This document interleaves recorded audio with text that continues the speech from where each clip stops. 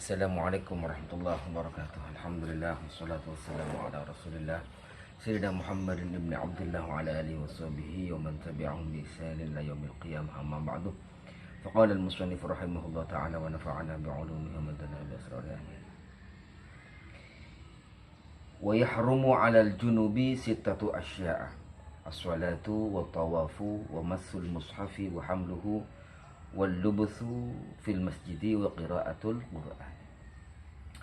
Wa yahrumu ban haram 'alal junubi atas orang sejunub sittatu asya'a ponapa 6 dari arah banyak-banyak perkara. Ada 6 hal yang diharamkan bagi orang yang mempunyai hadas sedang. Ini kalau menurut fikih. Ini dikenal dengan hadas sedang, hadas awsat, hadas mutawassit. Ada hadas itu hadas kecil, ya ini bagi orang yang tidak punya wudu.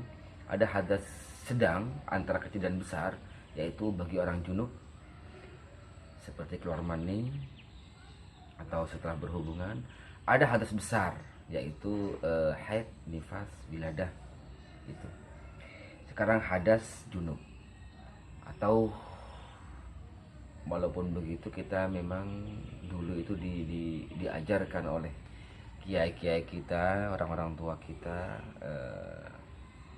kalau niat mandi wajib dari hadas junub itu tetap mengatakan nawaitu ghuslal wajibi atau nawaitul ghuslal wajiba li raf'il hadatsil akbari. Enggak mengatakan raf'il hadatsil awsati, enggak. Jadi jangan dipermasalahkan masalah ini. Sekarang ada 6 hal yang haram bagi orang yang junub. Yang junub, misalnya ya tidur kemudian mimpi basah atau telah berhubungan dengan suami istri begitu. Apa saja? Yang pertama yang biasa as-shalatu rabbana shalat, wa tawafu ban tawaf, wa massul mushafi ban nyeting mushaf, wa hamluhu ban ngibah mushaf, wal lubsu atau wal labsu sama saja, sami ayasma'u samaan wa samaitan wal labsu ban nengeneng fil masjidi edal masjid wa qiraatul qur'ani ban maca al-Qur'an. Salat sama halnya ketika tidak punya wudu juga haram bagi junub untuk salat sunnah atau bahkan salat wajib. Salat sunnah atau salat wajib tetap haram. Dan juga tawaf sunnah atau tawaf wajib, gak ada beda dengan yang tidak punya wudhu. Apalagi ini junub, gak punya wudhu itu kan hadas kecil. Ini sudah hadas di atasnya hadas kecil, hadas ausat kata tadi, atau hadas besar lah kita mengenalnya begitu.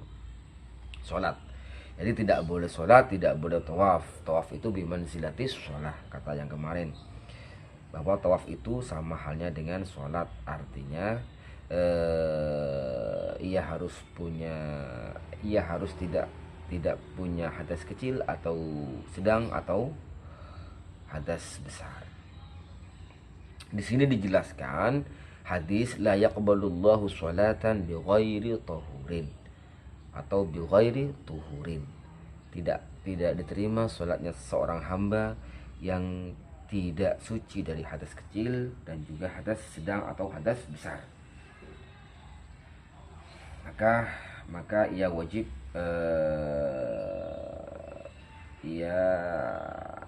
wajib kemudian cepat-cepat mandi.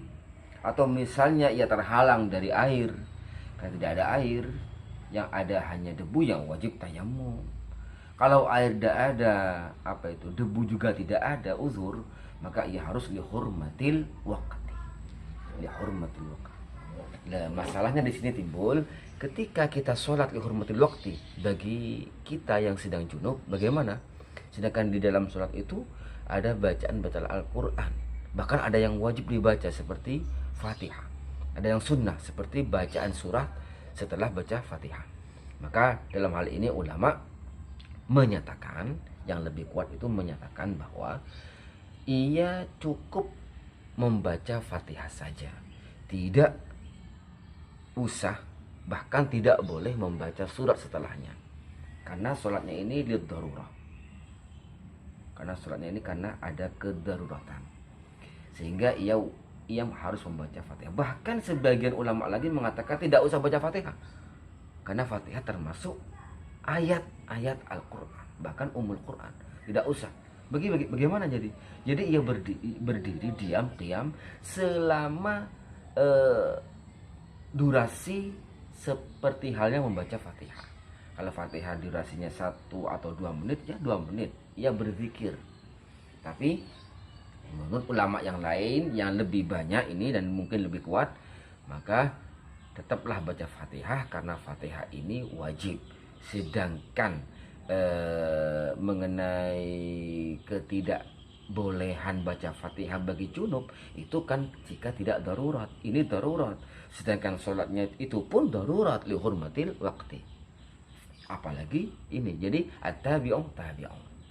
Bisa dikatakan ya ini ikut pada sholatnya sebenarnya tidak boleh, tapi karena tidak ada air, tidak ada debu, maka li hurmatil waqti, sholatnya darurat, baca Fatihah pun darurat. Jadi sekedar baca Fatihah. Setelah itu kan tidak ada ayat lain, tidak ada Al-Quran, tidak ada lafaz ayat-ayat Al-Quran dalam sholat kecuali Fatihah dan baca surat setelah Fatihah yang sunnah itu. Yang pertama sholat, yang kedua tawaf mengelilingi Ka'bah 7 kali tidak boleh. Yang ketiga menyentuh lembaran Al-Quran, sama dengan yang kemarin. Masalah bagi orang yang tidak punya, yang sedang mengalami hadas kecil, sedang memiliki hadas kecil, maka itu tidak boleh, sama dengan ini. Apalagi ini. Dan juga membawa mushaf. Kalau membawa peti atau atau lemari atau peti atau kotak box yang berisi Al-Quran, asalkan bukan niat membawa isinya dalam artian membawa Al-Quran yang ada di dalam peti itu, tapi ia hanya niat mau memindahkan petinya dari tempat yang asal, mau dipindahkan karena alasan tertentu, maka tidak ada masalah, asalkan tidak niat mau memindahkan Al-Quran yang ada dalam peti itu, tidak apa-apa. Kalau Al-Qurannya tidak boleh, atau mushafnya itu tidak boleh.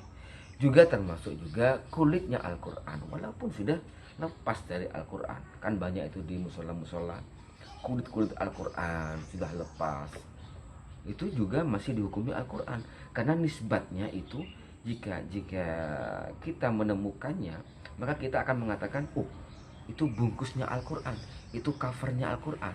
Nah itu tetap ketika penamaan itu masih lekat pada kertas itu, pada sampul itu, maka sampul itu, cover itu, kulit itu masih dihukumi mushaf atau Al-Quran, sehingga tidak boleh dipegang bagi orang yang junub ataupun orang yang hadas kecil.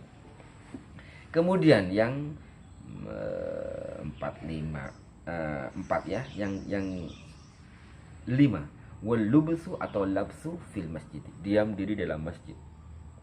Berdiam diri dalam masjid walaupun hanya sekedar, walaupun hanya sebentar. Kalau berdiam diri tidak boleh bagi orang yang junub. Kalau hanya lewat, misalnya rumahnya ada di samping masjid, di samping kanan masjid, sedangkan ia masuk dari samping kiri masjid, ia hanya lewat, tidak ada masalah. Tapi sebaiknya jika ada jalan lain, harap lewat jalan lain. Kalau tidak ada, tidak apa-apa, jangan lama-lama, agak cepatan aja. Yang terakhir, wa qiraatul Quran, membaca Al-Quran. Kalau bagi orang yang punya hadas kecil, bagi orang yang tidak punya wudhu, ia boleh masih membaca Al-Quran. Bahkan satu huruf orang yang tidak punya wudhu membaca Al-Quran itu diberi pahala, diberi balasan 10 pahala dari Allah, kata Imam Sayyidina Ali radhiyallahu anhu wa karrama wajhah. Tapi kalau bagi orang yang junub, tidak boleh sama sekali membaca Al-Quran. Tidak boleh membaca Al-Quran walaupun 1-2 ayat, apalagi sampai 2 ayat, apalagi sampai 1 surat. Tidak boleh. Tidak boleh. Tidak boleh membaca Al-Quran karena memang ini sudah kalamullah. Kalau diam di masjid ini ada susulan penjelasan. Kalau untuk Nabi Muhammad SAW diam di masjid dalam keadaan junub sekalipun tidak ada masalah. Ini termasuk khasais Nabi SAW wa alihi wasahbihi. Ini khasais, keistimewaan yang diberlakukan khusus hanya pada diri Nabi Muhammad SAW. Tidak boleh yang lain. Walaupun Nabi sendiri tidak pernah junub. Artinya tidak junub kemudian ia berada di dalam masjid. Ibarat mengatakan begitu. Ini hanya seandainya. Kan banyak khasais itu. Khasais Nabi itu banyak. Nabi tidak pernah menguap, Nabi tidak berani gigit, Nabi wajib sholat rawatib qabla subuh dan lain sebagainya. Itu witir, Nabi wajib witir, umatnya tidak wajib. Ini hanya khasais. Bahkan Nabi dijamin dimaaf dosa-dosanya yang telah lalu dan yang akan datang, padahal mustahil bagi Nabi melakukan dosa karena Nabi itu maksum, apalagi Nabi Muhammad SAW. Ini hanya perumpamaan. Dijamin oleh Allah dosanya dimaaf oleh Allah yang dulu dan bahkan yang akan dijalani walaupun Nabi sendiri tidak akan pernah melakukan dosa. Yang terakhir, wa qiraatul Quran, membaca Al-Quranul Karim. Jadi kalau di dalam hati tidak ada masalah. Sekarang masalah menyentuh Al-Quran itu jika anak kecil, bagaimana Ustaz? Bagaimana? Kalau anak ini laku Quran ketipun apa? Oh, tidak ada masalah. Kalau anak kecil itu sudah tamyiz, apa tamyiz? Bi ansara ayyakula aw yashraba aw yastanjiya wahdahu. Ia sudah bisa makan sendiri, sudah bisa minum sendiri, sudah bisa cebok sendiri, atau mungkin lebih mudah, lebih gampang itu kita artikan mumayyiz itu orang tamyiz itu ada anak tamyiz itu sudah bisa membedakan uang dengan bukan. Artinya kalau masih belum tamyiz, uang itu dimakan, dijilat, dimakan, ya kan? Uang kepingan itu. Tapi kalau sudah tamyiz kan tidak. Ya malah itu wis luwe pinter ambil wong sing tuwa ada cilik itu pinter jaluk tok duit ambil jajan tok. Nah ini gimana kalau pegang Al-Quran? Tidak apa-apa kalau didirasa.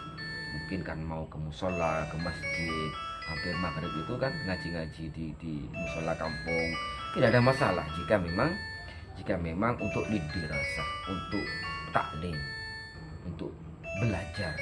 Kalau bukan untuk itu tidak boleh. Syaratnya harus tamyiz dan lidirasah untuk pembelajaran Al-Quran. Kalau bukan itu tidak boleh. Tidak tamyiz tidak boleh, walaupun lidirasah. Paham ya? Ini karena ini bagi anak tamyiz yang belum tamyiz. Kalau yang sudah tamyiz itu ya harus punya wudhu terlebih dulu. Kalau sudah punya wudhu tidak ada masalah sudah. Kalau tidak junub tidak ada masalah. Bahkan walaupun junub sekalipun, asalkan lidirasah tidak ada masalah. Semoga bermanfaat. Hadanallahu wa iyyakum ajma'in. Rabbana anfa'na bima 'allamtana, Rabbi 'allimna alladhi yanfa'una, Rabbi